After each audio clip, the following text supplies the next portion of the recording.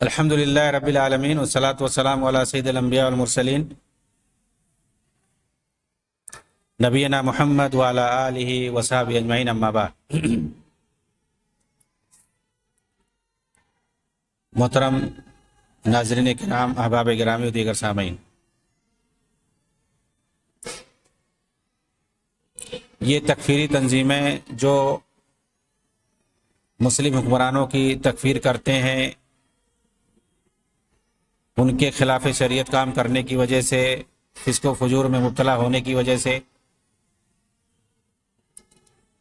اس بات کو لے کر کے میری گفتگو چل رہی ہے،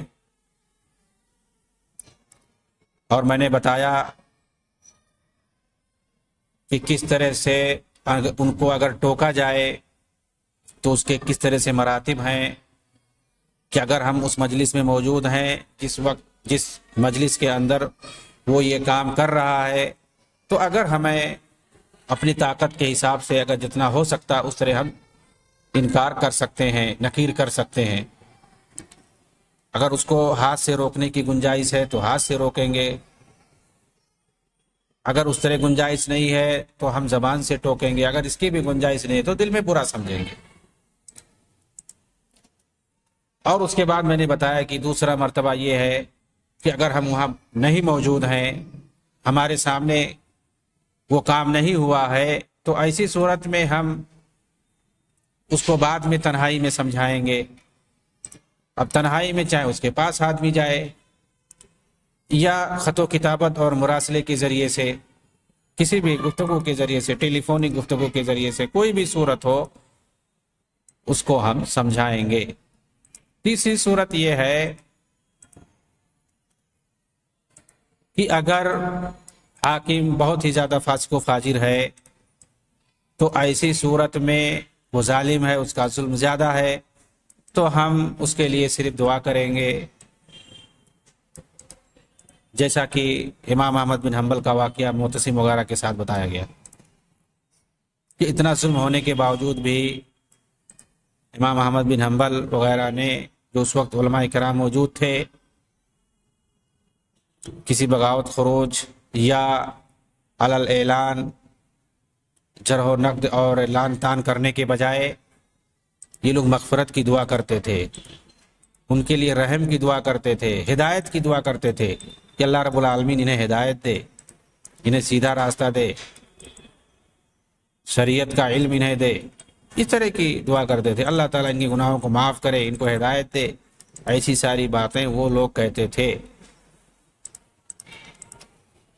لیکن یہ لوگ اس پر اعتراض یہ کرتے ہیں کہ جو بالکل فاسق و فاجر ہو، ظالم ہو، تو ایسی صورت میں تو اس کے لیے ضروری ہو جاتا ہے، کیونکہ ہم اس کے پاس نصیحت کر نہیں سکتے، ہم اگر اس کو پیغام اپنا پہنچائیں تو اس پیغام کا کوئی فائدہ بھی نہیں ہوگا، تو ایسی صورت میں علل اعلان اس کی تنبیہ کرنا ضروری ہے، اس کی تنبیہ کرنا ضروری ہے، تاکہ کم سے کم لوگوں کو پتہ چلے۔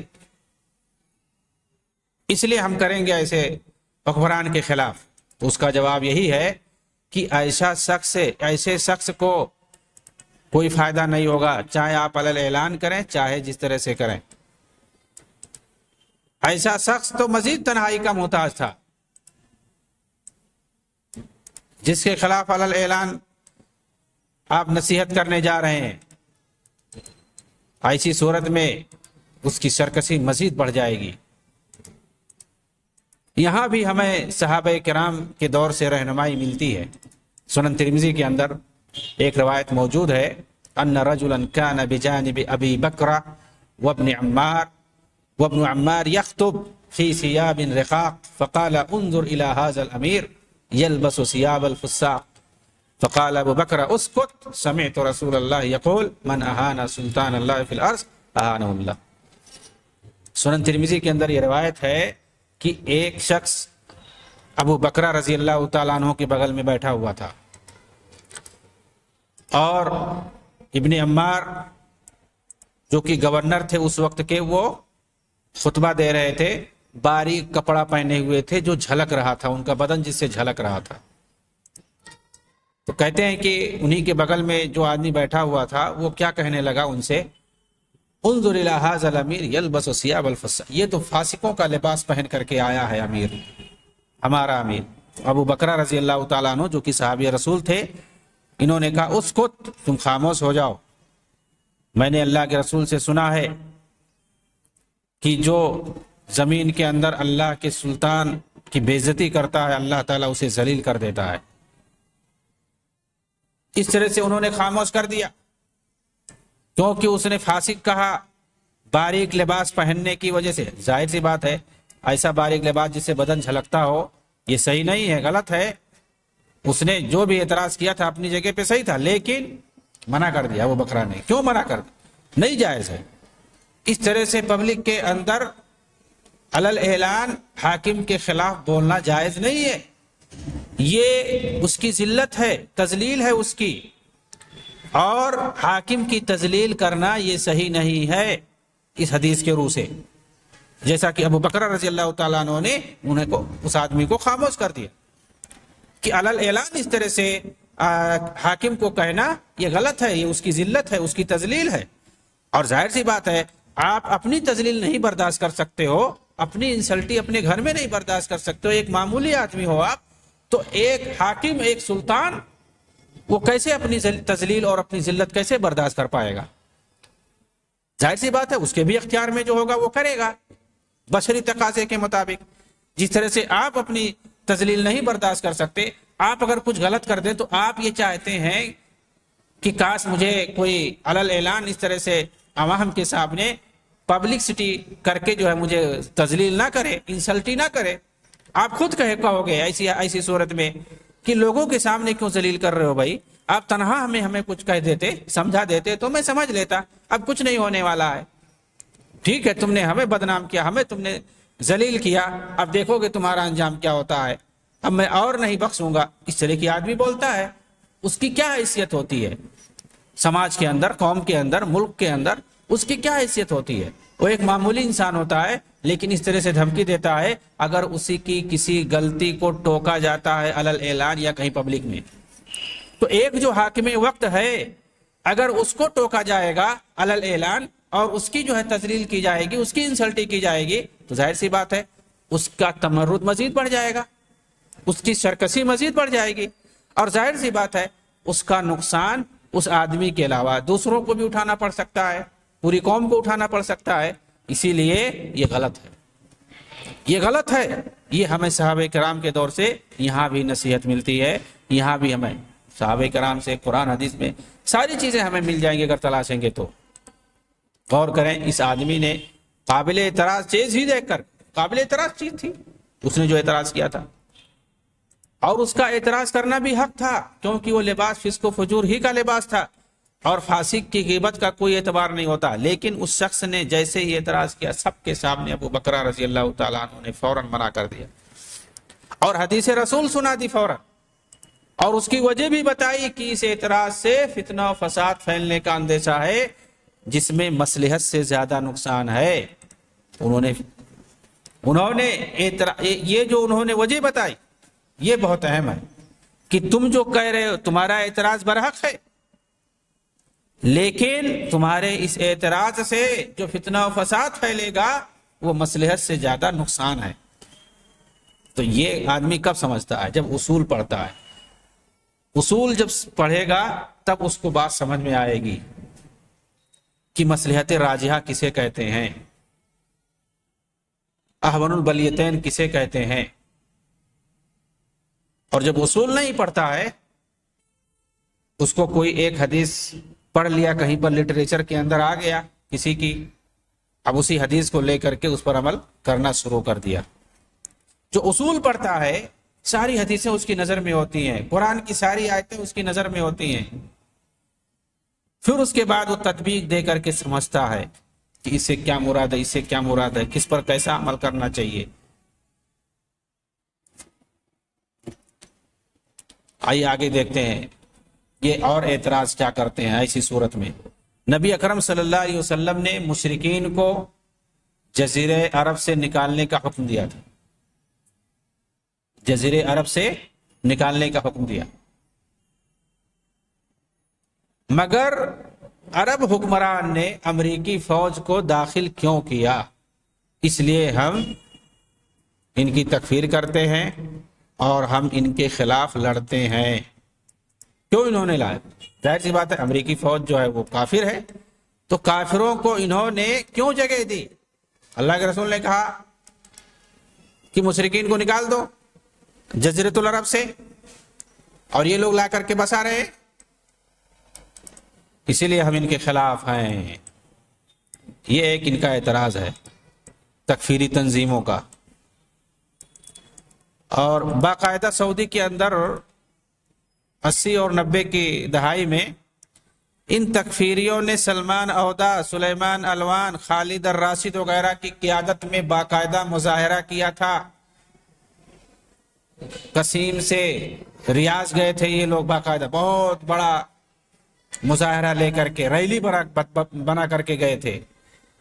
اس وقت ملک فہد کی حکومت، انہوں نے کہا ٹھیک ہے ایسا کریے آپ لوگ، یہ جس گاڑیوں پر سوار ہو کر کے آئے ہو یہ ساری گاڑیاں امریکہ کی ہیں، یہیں چھوڑ کے چلے جاؤ اور تم لوگ پیدل جاؤ، امریکی فوج کل چلی جائے گی نکل کر کے۔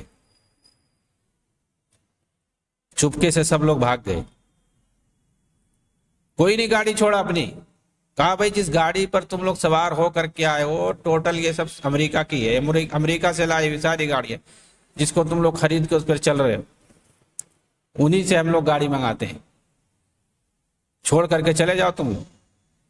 سب لوگ اپنی اپنی گاڑی لے کر کے واپس چلے گئے۔ یہ ہے ان کی اوقات۔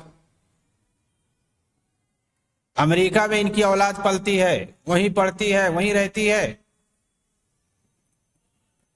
فیملی کے ساتھ سیٹلمنٹ یہ رہتے ہیں کافر ملکوں میں، اور اس کے بعد آ کر کے عربوں میں تقریر کریں گے، عرب نوجوانوں کو ابھاریں گے کہ حدیث میں ہے کہ مشرکوں کو جزیرہ سے نکال دو، اور یہ حکام جو ہیں فاسق ہیں، فاجر ہیں، یہ لوگ ان کو جگہ دیتے ہیں، امریکی فوج کو جگہ دیتے ہیں، یہاں پر تقریر کرتے ہیں، نوجوانوں کو ابھارتے ہیں، بغاوت پر ابھارتے ہیں، خروج پر ابھارتے ہیں، جہاد پر ابھارتے ہیں۔ کس کے خلاف؟ مسلم حکمرانوں کے خلاف۔ اور اپنے بچوں کو امریکہ بھیجتے ہیں پڑھنے کے لیے، اپنے بچوں کو نہیں لاتے ہیں، اور خود نہیں جاتے ہیں، یہ نہ اپنے بچوں کو بلاتے ہیں، اپنے گھر والوں کو سیف رکھتے ہیں۔ اپنے بچوں کو تو تعلیم، اعلیٰ تعلیم حاصل کرنے کے لیے امریکہ اور یورپ بھیجتے ہیں، چاہے وہ یوسف قرضاوی، چاہے وہ سلمان عودہ ہو، کوئی بھی ہو، ان کا بایو ڈاٹا، ان کے محمد مرسی، جتنے ان کے بڑے بڑے لیڈران ہیں، سید مودودی، اخوانی اور تحریکیوں کے جو بڑے بڑے سربراہ ہیں، حتیٰ کہ بڑے بڑے ایرانی سربراہ، ان کی اولاد یورپ اور امریکہ میں رہتی ہے، پڑھتی ہے۔ آپ جائیں اس وقت جو وزیر خارجہ جواد ظریف، اس کے بچوں کے بارے میں ڈیٹا نکال کر کے دیکھیں کہ کہاں یورپ میں، کس امریکہ میں، کہاں کہاں یہ لوگ پڑھتے ہیں، رہتے ہیں۔ جو لوگ سب سے زیادہ یورپ امریکہ کے خلاف بولتے ہیں، مسلمانوں کو ابھارتے ہیں، بدزنی پیدا کرتے ہیں مسلم حکمرانوں کے خلاف، انہی کی اولاد یہ سب امریکہ یورپ میں پڑھتی ہے اور وہاں عیش کرتی ہے، اور یہ لوگ خود وہیں جا کر کے رہنے لگتے ہیں بڑھاپے پہ۔ جب بڈھا ہوتے ہیں تو وہیں جا کر کے رہتے ہیں اپنے بچوں کے پاس، اور وہیں موت ہوتی ہے، وہیں سے لاش آتی ہے ان کی امریکہ سے، یورپ سے۔ سید مودودی کا آپ جو ہے جا کر کے ڈیٹا پڑھ لے، انہوں نے انگریزی پڑھایا اپنے بچوں کو، کسی کو دینی تعلیم نہیں دی، 9 بچے تھے ان کے پاس، امریکہ انہوں نے بھیجا، اور ان کے بچے نے وہاں امریکہ میں بلایا ان کو علاج کے لیے، ان کا علاج ہوا، وہیں مرے۔ ان کی لاش آئی تو کہاں آئی؟ وہاں سے پاکستان آئی، لاش وہاں سے آئی امریکہ سے۔ تو آپ کیا سمجھتے ہیں؟ یہ لوگ جو مسلم ممالک میں مسلم نوجوانوں کو مسلم حکمرانوں کے خلاف ابھارتے ہیں، لیکن اپنے بچوں کو یہ لوگ انگریزی تعلیم دلاتے ہیں یورپ اور امریکہ میں، اور وہیں بھیجتے ہیں، وہیں سیٹلمنٹ ہو جاتے ہیں خود بھی، اور انہی کے خلاف نفرت دلاتے ہیں دوسروں کو، اور اپنا محبت کرتے ہیں، ان کے جا کر کے تلوے چاٹتے ہیں اور دوسروں کو ابھارتے ہیں ان کے خلاف۔ یہ منافقوں کی حالت، ان منافقوں کا یہ کردار ہے۔ اب ہم اس پر گفتگو کریں گے تفصیل سے کہ جزیرۃ العرب سے نکالنے کا جو حکم ہے اس کا کیا مطلب ہے؟ اس کا تعلق امریکی فوج کے وقتی طور پر جزیرۃ العرب میں رہنے سے کچھ فرق پڑتا ہے نہیں پڑتا ہے؟ 3 سوال کا جواب مل جائے تو مسئلہ حل ہو جائے گا۔ پہلا سوال یہ کہ جزیرۃ العرب کا حدود اربع کیا ہے؟ دوسرا سوال یہ کہ حربی کافر اور غیر حربی کافر کے نکالنے میں فرق ہے یا نہیں، یعنی فرق کریں گے یا نہیں کریں گے۔ تیسرا سوال یہ ہے، مطلب یہ ہے کہ جو جن کو نکالنے کی بات ہے اس سے کون سا کافر مراد ہے، حربی کافر یا غیر حربی کافر؟ تیسرا سوال یہ ہے کہ کیا کفار کو جزیرہ عرب میں کسی جائز مصلحت کے تحت وقتی طور پر بلانا جائز ہے یا نہیں؟ تو پہلا سوال جزیرہ عرب کا حدود اربع کیا ہے؟ جزیرہ عرب کہاں سے کہاں تک مراد ہے، کہاں سے نکالنے کی بات ہے؟ اس میں کافی اختلاف ہے علماء کے درمیان۔ اس کی پوری تفصیل آپ جائیں فتح الباری میں دیکھیں، حافظ ابن رجب کی جلد نمبر 6 صفحہ نمبر 171۔ اس کا خلاصہ جو ہے میں ترجمہ کر رہا ہوں۔ ابن حجر کہتے ہیں کہ امام زہری نے کہا، امام زہری یہ کب کے ہیں؟ عمر بن عبدالعزیز کے زمانے کے ہیں، یعنی پہلی صدی ہجری کے آخر کے ہیں، یہ پہلی صدی ہجری، آج سے 1400 سال پہلے کے ہیں، یہ پہلی صدی ہجری کے آخر کے ہیں، یہ عمر بن عبدالعزیز کے زمانے کے امام زہری رحمۃ اللہ علیہ۔ ابن حجر کہتے ہیں کہ امام زہری نے کہا جزیرۃ العرب المدینہ، جزیرہ عرب سے مراد مدینہ ہے۔ اس کا مطلب کیا ہوا؟ اگر کوئی ریاض میں رہتا ہے کوئی مسئلہ نہیں، بس یہ ہے کہ مدینہ میں نہ رہے، مدینہ سے نکال دو۔ آگے دیکھتے ہیں دوسرے لوگ کیا کہتے ہیں۔ زبیر ابن بکار نے ایک قول ذکر کیا، جزیرۃ العرب ما بین العزیب الی حضرموت، جزیرۃ العرب سے مراد عزیب سے لے کر کے حضرموت تک۔ عزیب ایک علاقہ ہے اور حضرموت بھی ایک علاقہ ہے، یہ جنوبی جزیرہ عرب کے اندر ہے، یمن کے اندر۔ خلیل بن احمد فراہیدی یہ بہت بڑے لغوی عالم گزرے ہیں دوسری صدی ہجری کے، ان کا کیا کہنا ہے؟ سمیت جزیرۃ العرب لأن بحر فارس وبحر الحبشہ والفرات ودجلہ احاطت بها وہی ارض العرب ومعدنها۔ جزیرہ عرب کیوں کہا گیا کہتے ہیں؟ کیونکہ بحر فارس اور بحر حبشہ، فرات اور دجلہ ان سب کو گھیرے ہوئے۔ ابو عبید قاسم بن سلام نے کہا من اقصى عدن الى ریف العراق طولا، لمبائی میں عدن سے لے کر کے عراق کے دیہاتی علاقوں تک، جو کھیتی باڑی والے علاقے ہیں وہاں تک، عدن سے لے کر کے یعنی یمن سے لے کر کے عراق کے کنارے تک لمبائی میں، اور جدہ سے لے کر کے شام کے علاقے تک چوڑائی میں۔ تو یہ گویا پورا حدود اربع ان کے نزدیک ہے۔ اس میں جو ہے گلف کنٹریز جتنے سب اس میں آ جائیں گے تقریباً، کیونکہ عدن سے لے کر کے عراق تک اور اسی طرح سے جدہ سے لے کر کے شام کے علاقوں تک پورا جزیرۃ العرب تقریباً آ جائے گا موجودہ وقت میں۔ اسمعی نے کہا جزیرۃ العرب ما بین اقصى عدن ابین الى ریف العراق طولا ومن جدہ ومولاها الى اطراف الشام، وہی جو پہلے انہوں نے کہا تھا قاسم بن سلام نے، بہت بڑے لغوی عالم ہیں، بلاغی ہیں، وہی بات انہوں نے تقریباً کہی ہے۔ اس میں بھی اسمعی کے قول کے مطابق اور ابو عبید قاسم بن سلام کے قول کے مطابق جزیرۃ العرب موجودہ وقت میں یمن، سعودی عرب سے لے کر کے عمان اور اسی طرح سے امارات، بحرین، کویت، قطر، یہ جو پورا گلف کنٹری جسے کہتے ہیں، یہ سب آ جائیں گے۔ اس کے بعد آگے ابن حجر لکھتے ہیں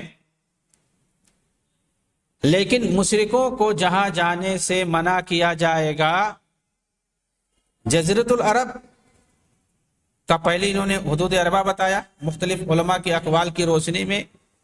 اس کے بعد کہا ابن حجر کہتے ہیں کہ ان علاقوں میں کہاں سے روکا جائے گا؟ بھئی اللہ کے رسول نے تو کہا جزیرۃ العرب سے نکال دو، تو یہ کہتے ہیں کہ مطلب کہاں سے نکال دیا جائے، کہاں ان کو نہیں رہنے دیا جائے گا، یہ ایک مسئلہ ہے۔ کہاں سے نکالا جائے گا؟ بھائی اللہ کے رسول صلی اللہ علیہ وسلم کے زمانے میں طائف کے اندر رہتے تھے وہ لوگ، یہود و نصارہ رہتے تھے، نجران میں رہتے تھے، عیسائی رہتے تھے، طائف میں یہودی رہتے تھے۔ اللہ کے رسول کے زمانے میں، ابو بکر صدیق کے زمانے میں، حضرت عمر کے زمانے میں سارے یہودی رہتے تھے، عیسائی رہتے تھے۔ آپ نے نہیں نکالا، اللہ کے رسول نے نہیں نکالا، ابو بکر نے نہیں نکالا، عمر نے اپنے زمانے خلافت کے ابتدا میں نہیں نکالا۔ اور اللہ کے رسول نے بہت پہلے کہہ دیا تھا کہ مشرکوں کو جزیرۃ العرب سے نکال دینا۔ اس کا مطلب کیا ہے؟ تو وہی کہہ رہے ہیں بھائی کہاں سے نکالنے کے لیے اللہ کے رسول نے کہا ہے؟ جزیرۃ العرب تو ٹھیک ہے، اس کا حدود اربع ہے، کچھ لوگ کچھ کہہ رہے ہیں، کچھ کہہ رہے ہیں، لیکن ہم مان لیتے ہیں جتنے اس وقت موجودہ دور میں جتنے گلف کنٹریز ہیں پورا جزیرۃ العرب مراد ہے۔ لیکن جو اللہ کے رسول نے کہا کہ جزیرۃ العرب سے نکال دیا جائے، تو اس کا کیا مطلب ہے؟ کہاں سے نکال دیا جائے؟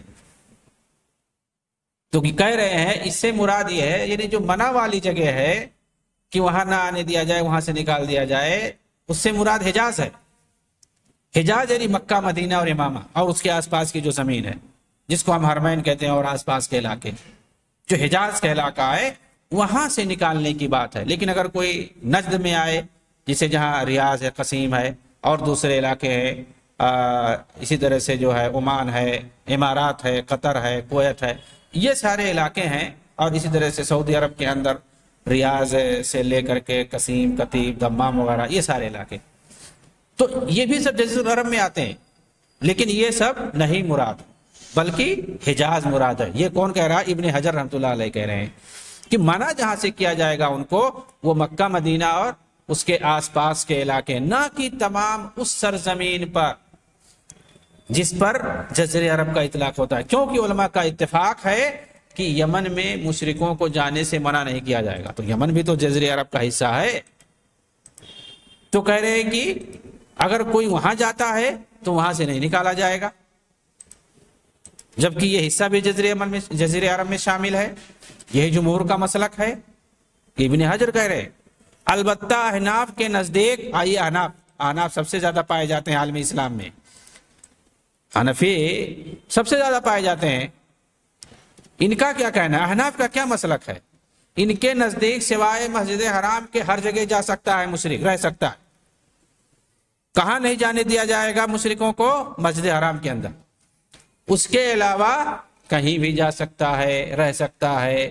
اور امام مالک سے بغرض تجارت حرم میں جانا بھی جائز ہے، مالکیہ کے نزدیک، کہ اگر تجارت کے لیے آ رہا ہے تو حرم میں بھی جا سکتا ہے۔ اب دیکھیں، امام شافعی کے نزدیک حرم میں حاکم وقت کی اجازت سے ہی جا سکتا ہے اگر کوئی مصلحت ہے۔ دیکھیے یہ سب ائمہ کی بات ہے، علماء سلف کی بات ہے۔ امام شافعی، امام ابو حنیفہ، امام مالک، امام ابن حجر اور امام زہری، پہلی صدی ہجری کے سب سے پہلے امام ہیں یہ۔ امام زہری سب سے پہلے تقلیدی مذہب کا اس وقت وجود نہیں۔ ان سب لوگوں کے نزدیک، حنفیوں کے نزدیک، حرم کے علاوہ، اور وہ بھی مسجد حرام کے علاوہ کہیں بھی جا سکتے ہیں۔ اور امام مالک کے نزدیک اگر بغرض تجارت جانا ہے تو وہاں بھی جا سکتے ہیں، یعنی سیاحت کی وجہ سے نہیں جا سکتے، دیکھنے اپنے ٹور کے طور پر، لیکن تجارت کے لیے جا سکتے ہیں۔ امام شافعی دیکھیے کیا کہہ رہے ہیں کہ اگر حاکم وقت مصلحت کوئی سمجھتا ہے تو حرم میں بھی جا سکتا ہے کسی مصلحت کی وجہ سے۔ اب سوال یہ ہے کہ آج کے علماء جب یہ فتویٰ دیتے ہیں کہ ریاض کے اندر کسی مصلحت کی وجہ سے اگر حاکم وقت چاہے تو بلا سکتا ہے اپنے دفاع کے لیے، اس کی تو کہتے ہیں کہ یہ درباری ملا ہے۔ امام شافعی کو آپ کیا کہیں گے؟ وہ تو حرم کی بات کہہ رہے ہیں جو کہ حجاز کے اندر ہے۔ اور یہ جو آج کے علماء سنت نے جو فتویٰ دیا تھا کہ کسی مصلحت کی وجہ سے حاکم وقت اگر چاہتا ہے تو وہ بلا سکتا ہے، تو وہ تو انہوں نے نجد میں بلانے کے لیے کہا تھا، نجد کے اندر ریاض میں بلانے کے لیے کہا تھا، نہ کہ حجاز کے اندر، بلکہ نہ کہ حرم کے اندر۔ اور امام شافعی تو کہہ رہے ہیں کہ حرم کے اندر بھی اگر کوئی بلانا چاہتا ہے تو بلا سکتے ہیں۔ مثال کے طور پر 1400 میں، یعنی آج سے تقریباً 40 سال پہلے، جب حرم پر خوارج وقت نے قبضہ کرنے کی کوشش کی تھی اور ایک خارجی نے خود کو کہا تھا میں امام مہدی ہوں، اور ان لوگوں نے وہاں پر مسجد حرام کے اندر قتل و خونریزی کی تھی، اس وقت امام شافعی کے اس قول کی روشنی میں کافر فوجوں کو بلا کر کے حرم کے اندر داخل کیا جا سکتا تھا، مصلحت کا تقاضا یہی تھا۔ لیکن فتویٰ بھی لیا گیا اور فتویٰ دیا بھی گیا اسی کے مطابق کہ بلایا جا سکتا ہے، لیکن سعودی حکومت نے صرف مشورہ لیا اور وہاں پر کافر فوجوں کو نہیں جانے دیا۔ کچھ لوگ کہتے ہیں کہ فرانسیسی فوجیں آئی تھیں، یہ سب غلط ہے، صحیح نہیں ہے، بلکہ میں کہتا ہوں کہ کوئی اجنبی فوج وہاں گئی ہی نہیں تھی، چاہے وہ مسلم فوج ہی کیوں نہ ہو۔ کچھ لوگ کہتے ہیں پاکستان کی فوج گئی تھی، اس کا بھی صحیح ثبوت نہیں ہے، اس کی کئی تردیدیں باقاعدہ موجود ہیں۔ تو خلاصے کلام صرف یہی ہے 1400 کے تعلق سے کہ کوئی کافر فوج کو وہاں نہیں بلایا گیا تھا، حالانکہ مصلحت کے تقاضے کے مطابق بلا سکتے تھے، لیکن انہوں نے مسلم فوج کو نہیں بلایا تو کافر فوج کی کیا ضرورت تھی؟ ہاں بتایا جاتا ہے کہ مشورہ لیا گیا تھا، لیکن کسی کافر فوج کو اندر نہیں بلایا گیا تھا، سارا معاملہ خود سعودی فوج نے ڈیل کیا تھا۔ اب بتائیے کہ امام شافعی نے باقاعدہ حرم کے اندر جانے کی اجازت دی ہے مصلحت کے تحت، تو کیا امام شافعی کے مقابلے میں ان لوگوں کے جو علماء جن کو کہتے ہیں یہ لوگ، جبکہ وہ خارجی صفت کے لوگ ہیں، لٹریچر پڑھ کر کے اپنے آپ کو مجاہد بنے ہوئے ہیں، ان سے فتویٰ لے کر کے یہ تکفیر کرتے ہیں آج کے حکمرانوں کی؟ کیوں؟ کیونکہ انہوں نے جزیرۃ العرب میں نجد کے علاقے میں کافر فوجوں کو بلایا ہے مصلحت کی وجہ سے۔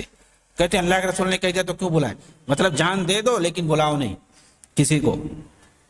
اب امام شافعی کے اس قول کا یہ کیا جواب دیں گے جو کہتے ہیں کہ مصلحت کا اگر تقاضا ہے تو حاکم وقت کو اجازت ہے حرم کے اندر بھی وہ بلا سکتا ہے؟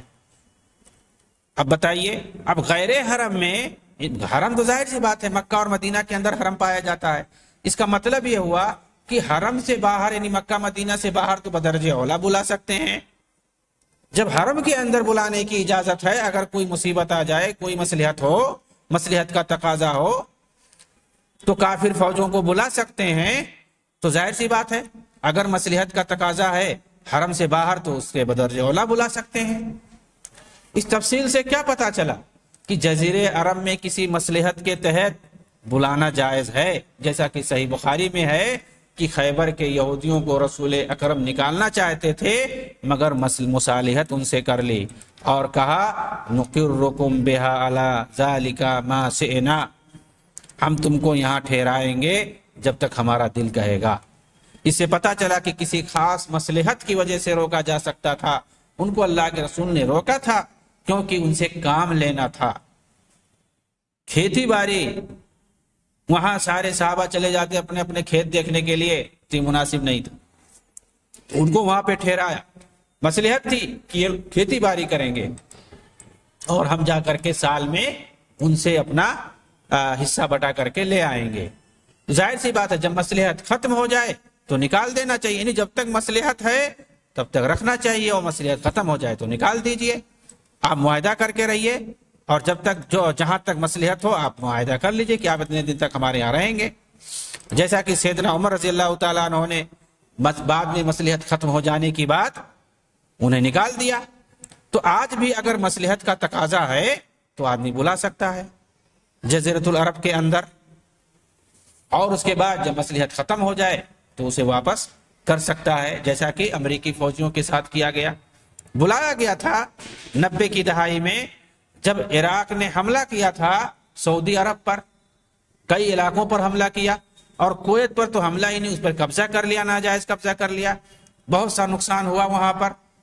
تو ظاہر سی بات ہے ایک ملک پر قبضہ کیا جا رہا ہے اور دوسرے سعودی ملک پر حملہ کر کے اس کو دھمکایا جا رہا ہے کہ سعودی پر ہم قبضہ کریں گے، تو ایسی صورت میں بلانا ضروری ہوا تھا، فتویٰ لیا گیا، علماء نے کہا بلا سکتے ہیں کسی کافر فوج کو اگر اس پر بھروسہ ہے تو اس طرح سے امریکی فوج کو بلایا گیا تھا اور پھر اس کے ساتھ معاہدہ تھا تقریباً 10 سال کا۔ 10 سال پورا ہو گیا، 2002 میں بتایا جاتا ہے ان کو نکال دیا گیا، اور یہ تفصیل آپ کو مل جائے گی، ساری چیزیں مل جائیں گی۔ وہ لوگ وہاں سے نکل کر کے قطر کے اندر چلے گئے، آج بھی وہاں پر موجود ہے، امریکی فوجی موجود ہے۔ اب دیکھیے ان کی منافقت دیکھیے، سعودی میں جب تک امریکی فوج تھی تب تک ان لوگوں کو یہ حدیث بہت یاد تھی، اس کا بہت پرچار کرتے تھے سوشل میڈیا پر اور تقریروں کے اندر، اپنے خطبوں کے اندر۔ لیکن جب سعودی سے نکل کر کے امریکی فوج قطر میں چلی گئی، جہاں اس وقت اخوانیوں کا گڑھ ہے، ان کے مرید، ان کے سارے لوگ وہیں پہ، ان کے روحانی پیشوا، سیاسی لیڈران سب اس وقت قطر میں بھرے ہوئے ہیں، یوسف قرضاوی سے لے کر احمد رسیونی اور جو سارے بڑے دیگران ان کے حکمران ہیں، لیڈران ہیں، پیشوا ہیں، روحانی سیاسی سارے لوگ وہیں پر موجود ہیں۔ وہی بغل میں جہاں پر امریکی فوج رہتی ہے 11,000 کی تعداد میں، 4,000 برطانوی انگریزی فوج رہتی ہے، 11 اور 4 ملا لیں گے 15,000 کافر فوج رہتی ہے۔ اس کے علاوہ بھی دوسری فوجیں رہتی ہیں، ایران کی رہتی ہیں، ترکی کی رہتی ہیں، لیکن برطانیہ اور امریکہ کے کل ملا کر کے 15,000 کافر فوج رہتی ہے۔ کہاں پہ؟ عراق، قطر کے اندر رہتی ہے۔ لیکن وہیں بغل میں یہ لوگ بیٹھے ہوئے ہیں، کوئی اعتراض نہیں ہے۔ یہ حدیث اب ان کو نہیں یاد آ رہی ہے، اس کا پرچار نہیں کر رہے ہیں۔ اخرج المشرکین من الجزیرہ من جزیرۃ العرب، اللہ کے رسول نے کہا، یہ لوگ نہیں نکال رہے، مظاہرے کر رہے تھے سعودی عرب کے خلاف، لیکن قطر کے خلاف کوئی مظاہرہ نہیں، سب کے آواز بند ہے، بند ہے۔ کبھی کچھ نہیں لکھا کسی سوشل میڈیا میں، یہ لوگ لکھتے نہیں، نہ بولتے ہیں قطر کے خلاف۔ بھائی وہی چیز اگر سعودی کے لیے حرام تھا تو وہاں قطر میں کیا ہو گیا؟ جائز ہو گیا کیا؟ کیوں نہیں اس کے خلاف بول رہے ہیں؟ اب وہاں پر مصلحت بتائیں گے، نہیں بولیں گے۔ تو یہ منافقوں کی ٹولی ہے، منافقوں کی جماعت ہے۔ یہ ایک حدیث، ایک آیت کو یہ کسی کے خلاف استعمال کرتے ہیں اور کسی کے حق میں اسے استعمال کرنے لگ جاتے ہیں۔ تو ان کی یہ صورت ہے۔ باقی مزید تفصیل اس کے بارے میں بتائیں گے کہ جزیرۃ العرب کے اندر کس حالت میں رکھنا جائز ہے، کس حالت میں نہیں رکھنا جائز ہے، اس کی مزید توضیح انشاءاللہ آئے گی۔ وآخر دعوانا الحمدللہ رب العالمین، والسلام علیکم ورحمۃ اللہ وبرکاتہ۔